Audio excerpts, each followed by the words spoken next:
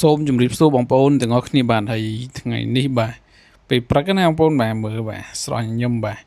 ហើយខ្ញុំនឹងថតបាទទស្សនវិជ្ជានៅក្នុងសួននេះមួយបងប្អូនបាទគឺពិតជាស្រស់ស្អាតមែនតើដោយសារខ្ញុំមកជិះកាត់តាមហ្នឹងហើយកន្លែងហ្នឹងគឺកន្លែងគេហាត់ប្រាណណាបងប្អូនបាទដើរលេង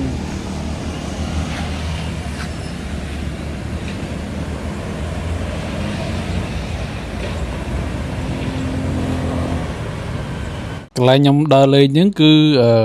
នៅខាងបង្កក់ណាបងប្អូនបាទហើយទស្សនវិជ្ជាបាទពេលព្រឹកគឺនេះដូចនៅក្នុងសួននេះគឺស្រស់ស្អាតមែនតើ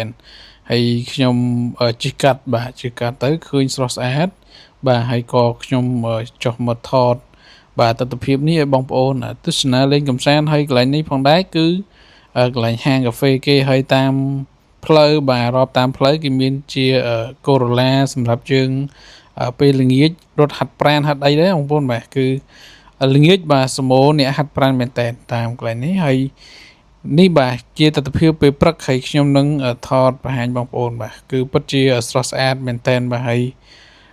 ពេលព្រឹកចឹងគឺស្រស់ញញឹមបងប្អូនបាទគឺសួននេះគេថែទាំស្អាតមែនតើបាទហើយនេះខ្ញុំនឹងថតបង្ហាញទស្សនវិជ្ជាបាទនៅខាងក្នុងសួននេះបន្តិចឲ្យបងប្អូនទស្សនាលេងកំសាន្តបាទនេះបាទហើយគេឌីក័រគេរៀបចំបាទគេតុបតែងគឺស្អាតមែនតើដូចសួនបាទលក្ខណៈធម្មជាតិណាបងប្អូនបាទគេរៀបចំធ្វើលើកជាភ្នំបាទលើកជាកូនថ្មតូចៗដូចជាពនុកភ្នំមួយអញ្ចឹងណាបងប្អូនបាទហើយនេះបងប្អូនដើមនេះបងប្អូនស្គាល់ទេបងប្អូនបាទបើស្រុកខ្ញុំគឺខ្ញុំហៅថាដើមជើងគោបាទដើមជើងគោបាទហើយផ្កាវាស្អាតមែនតើឥឡូវវាអស់ផ្កាហើយឥឡូវវានៅសល់តែផ្លែណាបងប្អូនបាទផ្លែវាវែងបាទផ្លែវាក៏ចេះហូបដែរណាបងប្អូនបាទតែអ្នកដឹងបានដឹងអ្នកអត់ដឹងគឺអត់ដឹងថាគេហូបអីទេគេហូបក្របវាបាទគេហូបក្របវាបាទគេយកមកដំយកមកញ៉ាំអញ្ចឹងញ៉ាំតែវារាងចត់បាទផ្លែវាហ្នឹងហើយផ្កាវាស្អាតណាស់បាទវាផ្កានៅពេលណាដែលវាជ្រុះស្លឹកហើយវារស់ស្លឹកថ្មីគឺវាចាប់ផ្ដើមផ្កាឯងបងប្អូនបាទហើយនៅកន្លែងនេះបាទគឺគេដូចខ្ញុំថតបង្ហាញបងប្អូនហ្នឹងគេធ្វើដូចទឹកធ្លាក់មកពីលើភ្នំអញ្ចឹងណាបងប្អូនបាទតែលក្ខណៈតូចតែមើលទៅគឺស្អាតមែនតើគេរៀបចំណានេះបាទនៅខាងលើហ្នឹងគេដាក់ទយោបហូរទឹកចុះមកក្រោមបាទគឺដូចនេះនៅតាមព្រៃភ្នំអញ្ចឹងណាបងប្អូនបាទតែគេរៀបចំនេះគឺលំអកន្លែងហាងគេអញ្ចឹងណាបងប្អូនបាទហើយខ្ញុំជិះកាត់បាទឃើញស្អាតចេះមកថតឲ្យបងប្អូនទស្សនាលេងកំសាន្តហើយនៅខាងក្នុងទឹកហ្នឹងក៏មានគេចិញ្ចឹមត្រីដែរបាទហើយត្រីឃើញតែមួយបាទហើយឃើញដូចជា2 3ប៉ុន្តែត្រីប្រមាណទៀតវានៅកន្លែងផ្សេងចាំទៀតខ្ញុំនឹងថតឲ្យបងប្អូនទស្សនាបាទហើយគេរៀបជាថ្មជាដុំដូចមើលទៅយើងដូចនៅព្រៃភ្នំដែរបងប្អូនបាទកន្លែងថ្មអញ្ចឹងណាបាទនេះបាទហើយនៅកន្លែងហ្នឹងក៏មានត្រីវារត់ស្លាប់មួយដែរកន្លែងហ្នឹងបងប្អូនបាទនេះគេរៀបចំគឺស្អាតមែនតើដូចកូនភ្នំញោមទៅគេធ្វើដូចកូនភ្នំអញ្ចឹងណាបាទនេះហើយខ្ញុំនឹងថតបង្ហាញបងប្អូនជំវិញបរិវេណនៃសួននេះណាបងប្អូនបាទមើលទៅគឺស្រស់ស្អាតមែនតើនេះបាទទស្សនវិជ្ជាបាទព្រៃបាទមើលតំណងមែនតើបាទហើយគេដាក់ទយោបហូរទឹកចុះឡើងដោយសារគេក្នុងសាសហ្នឹងគេចិញ្ចឹមត្រីពណ៌គេបងប្អូនបាទតែត្រីហ្នឹងគឺថ្លៃណាបងប្អូនបាទហើយច្រើនមែនតើបាទក្នុងស្រះហ្នឹងហើយគេចិញ្ចឹមគេថែទាំគឺស្អាតមែនតើអ្វីដែលពិសេសហ្នឹងគឺគេដាក់អាផ្សែងហ្នឹងបាទឲ្យបងប្អូនមើលទៅស្រស់ស្អាតណាពេលល្ងាចពេលព្រឹកអីគឺវាហុយពេលទឹកដូចយើងចំហាយទឹកអញ្ចឹងណាតែពិតមែនទេបាទគឺសុបនិមិត្តណាគេដាក់ផ្សែងហ្នឹងណាបងប្អូនបាទហើយនេះនៅបរិវេណជុំវិញហ្នឹងបាទគឺស្រស់ស្អាតមែនតើពេលព្រឹកបើសិនបើថតគឺអត់សូវស្អាតមែនទេប៉ុន្តែបើសិនជាយើងដើរមកផ្ទាល់បាទមើលទៅគឺស្រស់ស្រាយមែនតើណាកន្លែងហ្នឹងបាទស្អាតរបស់គេបាទហើយខ្ញុំជិះកាត់ហើយក៏ជូនកូនរបស់ខ្ញុំគាត់មកលេងផងដែរបាទហើយនេះបងប្អូនដែលខ្ញុំថាត្រីមិញនេះគេចិញ្ចឹមត្រីហ្នឹងគឺល្អមែនតើត្រីច្រើនណាស់បងប្អូនបាទធំទៀតបាទនេះបាទច្រើនពណ៌ត្រីពណ៌គេហ្នឹង ហើយត្រីនេះគឺថ្លៃនេះគូសមនេះណាបងប្អូនបាទនេះបាទគឺគេចំអាត្រីហ្នឹងបើសិនជាមានទឹកហូរទេវាអត់រស់ទេបាទបើដាក់ដូចទឹកចំដូចទឹកស្រះទឹកអីហ្នឹងគឺញីរុំជាតិរយហ្មងណាបាទគឺវាអត់រស់ទេបាទតោះតែគេដាក់ទឹកឲ្យមានហូរចរន្តហូរចុះឡើងបានវាមានបាទបានវារស់នៅបានបើសិនជាទឹកនឹងច្ដប់គឺវាអត់សូវរស់ទេភាគច្រើនបាទគឺវាស្លាប់ចឹងបងប្អូនបាទតែនេះគេចិញ្ចឹមលក្ខណៈគេដាក់ប្រហូរទឹកដូចខ្ញុំបង្ហាញហ្នឹងបាទគេដាក់ប្រហូរប្រកបតយោប្រហូរទឹកចេញមកបាទហើយត្រីហ្នឹងគឺរស់ច្រើនមែនតើបាទគេចិញ្ចឹមបាទមើលទៅនេះបាទគេរៀបចំដូចនេះដូចនៅក្នុងព្រៃចឹងបងប្អូនបាទលក្ខណៈធម្មជាតិណាបាទគឺស្រស់ស្រាយស្រស់ស្អាតមែនតើហើយពេលព្រឹកអញ្ចឹងយើងមើលឈរលេងបន្តិចបាទគឺស្រស់ស្រាយមែនតើធម្មជាតិបាទស្រស់ញញឹមណាបាទនេះបាទហើយតាមផ្លូវសួននេះគេរៀបជាកូរ៉ូឡាសម្រាប់ឲ្យយើងដើរលំហែអារម្មណ៍ចឹងបាទអបសុកបាទហើយញ៉ាំកាហ្វេញ៉ាំអីបាទកន្លែងសួនហាងគេចឹងបងប្អូនបាទតែគេធ្វើមកជាហៀងចឹងហើយក៏ឆ្លៀតថតឲ្យបងប្អូនទស្សនាលេងកម្សាន្តបន្តិចបាទ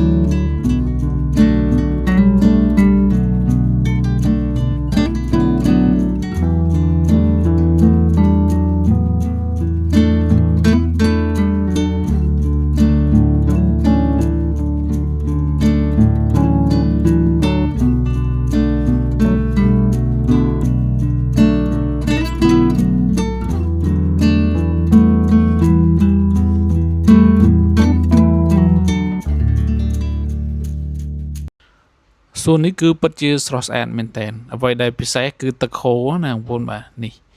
ហូរមករ៉ែបាទមើលទៅល្អមែនតើដូចនៅតាមអូអីបាទតាមអូតាមថ្មអីដែលភ្លៀងខែភាសាវាភ្លៀងហើយវាដល់ពេលរាំងភ្លៀងទៅវាហូរអញ្ចឹងណាបងប្អូនបាទហើយខ្ញុំធ្លាប់ឃើញទេសភាពបែបនេះនៅតាមអូបន្លាយទូចហើយដែលវានៅចិត្តជើងភ្នំវាហូរគឺអញ្ចឹងណាបងប្អូនបាទគឺទិដ្ឋភាពវាស្តៀងគ្នាអញ្ចឹងណាបាទហើយគេយកមកឌីក័ររៀបជាសួនគឺស្អាតមែនតើនៅកន្លែងនេះបាទហើយដូចដែលខ្ញុំថតបង្ហាញបងប្អូនហ្នឹងគឺគេរៀបជាដុំថ្មបាទលក្ខណៈកលៀតថ្មដែលទឹកហូរមកពីលើភ្នំអញ្ចឹងណាបងប្អូនបាទនេះបាទគឺស្អាតមែនតើហើយនៅខាងក្នុងបាទនៅខាងក្នុងស្រះទឹកហ្នឹងគេដាំកក់បាទហើយនឹងដើមអីនេះសូវស្គាល់ដែរណាបងប្អូនបាទតែចេញមកគឺស្អាតមែនតើនេះទឹកហូរមកបាទតែប៉ុតទឹកហ្នឹងគឺជាទឹកទយោយើងធម្មតាទេណាបងប្អូនបាទតែគេប្រកបនៅខាងលើបាទអញ្ចឹងទៅយើងមើលទៅអត់ឃើញទយោតែឃើញទឹកហូរដូចវាលក្ខណៈហ ហូលធម្មជាតិចឹងណាបាទតាមពិតគឺគេ decor គេរៀបចំលក្ខណៈទស្សនវិជ្ជាបែបហ្នឹងបាទហើយមើលទៅគឺស្រស់ស្អាតមែនតើបាទហើយនៅតាមផ្លូវជុំវិញហ្នឹងគឺគេរៀបជាកូរ៉ូឡាបាទអ្នករៀបចំ decor ហ្នឹងគឺប៉ិនប្រសប់មកបងប្អូនបាទគឺស្អាតមែនតើបាទនេះដូចខ្ញុំថតបង្ហាញបងប្អូនហ្នឹងបាទគឺ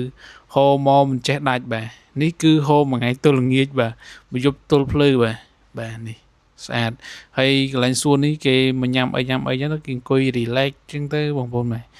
ជាមួយមិត្តភ័ក្តិអីបងប្អូនគ្រួសារបាទគាត់មកហូបឬក៏ញ៉ាំនៅកន្លែងហាងនេះគេឃើញម